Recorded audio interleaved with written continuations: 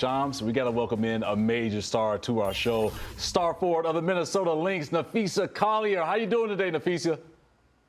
I'm good. How are you guys? We're doing great. Excited to have this conversation. So we appreciate you joining our WNBA playoff special. So let's get right to it. We're not wasting any time. And we're going to give you your flowers because you made your third All-Star game this past season and really balled out, averaged a career high 21.5 points per game.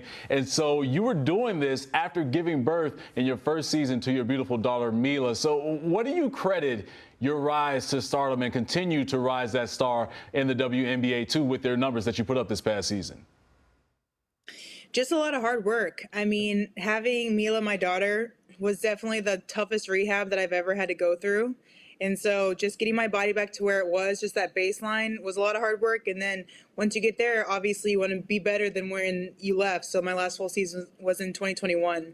So I wanted to work on things that I was struggling with, come back even better. So yeah, it was just a lot of hard work in the offseason. Fia, I think everyone's taking note of your rise. You had the Connecticut Sun coach, Stephanie White. She came out and said that she believes you're going to be an MVP in the WNBA in due time here. How does that shape your aspirations as you go into your sixth season next year? Yeah, absolutely. I mean, I came into the league with aspirations, and that was definitely one of them.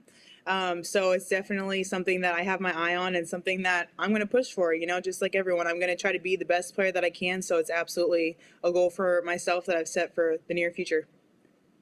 Speaking of the Sun, I think they're off to a good start here against the Liberty as well. So when you look at these two teams matching up, you just played the Sun. What intrigues you most just right now, that matchup in the playoffs as we see right now? I think the fact that Connecticut is one of the best defensive teams in the league and New York's one of the best offensive teams. So it's really, you know, who's going to show out that night. It's really tough when, you know, obviously New York has a lot of great players on their team. So if they're making their shots, good players are going to make tough shots. But I think how aggressive Connecticut is what led them to win that first game. And they're going to need to be on their A game every single night because New York's really good. All right, and speaking of that aggression, I know the Dallas Wings will need that aggression against the Vegas Aces. So that's on the other side of the bracket. So how do they rebound after dropping game one in this matchup against a very tough Aces team? You just have to come back hungry. I mean, same for us. We had a really bad loss against Connecticut first game. We lost by 30. And we just didn't want it enough that first game. And with playoffs, I mean, every single game is going to be a battle. And so Dallas has beaten Vegas, you know, one of the few teams that has beaten Vegas during the regular season. Oh, great picture of me right there. But yeah, they're going to have to play a lot of good defense. I mean, obviously Asia is someone that you have to stop. They have a lot of weapons too. Kelsey Plum. I mean, so many good people. So their defense is really going to have to step up, and then they're going to have to score some more points. No question. Fee, another big project that you and Breanna Stewart, who just won MVP, what you guys did for WNBA players, starting a 3-on-3 off-season league. What went into that? How much, I know how much preparation you had, but take us a little bit into the process and just how proud you two are of this process.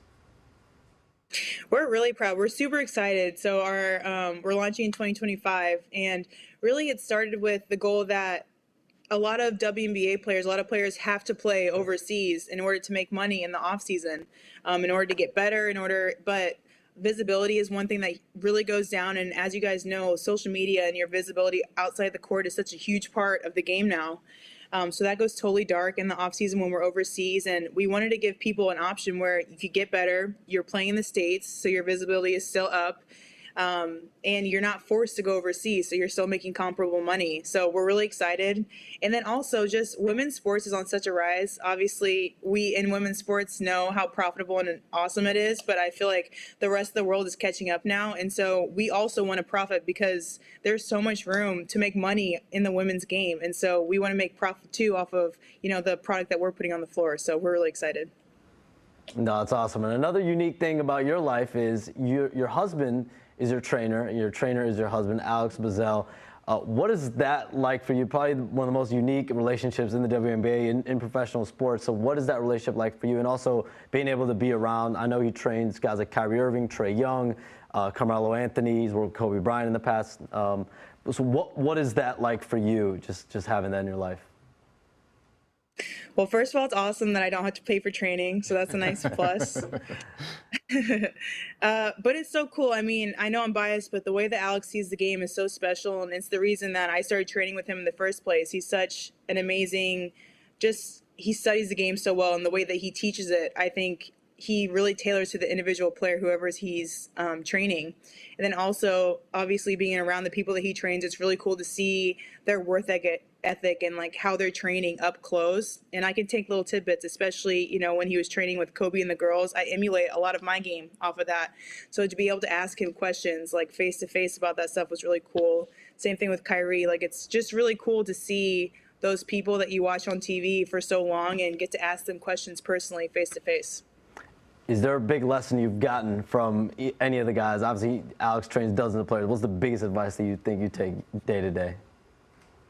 Seriously, just the mentality. I mean, obviously you can train as much as you want. You can train all day, every day. But if you're not right up here, I mean, you're not going to be successful. I really believe that the game is 70-30 in talent to mentality. And if you have like that inner fight and that mentality that you're better than anyone else on the court, you can go so much farther than someone who's more talented than you, but doesn't have that mentality. Well, we know you definitely got it up here, Naphessa. Also, I got to give her some love on the defensive end. Named all WNBA defensive second team, second time that you've been named to the defensive team. So we got to show you your love on that one because you play both ends of the court. We appreciate your time, Naphessa. Thank you so much for joining our special.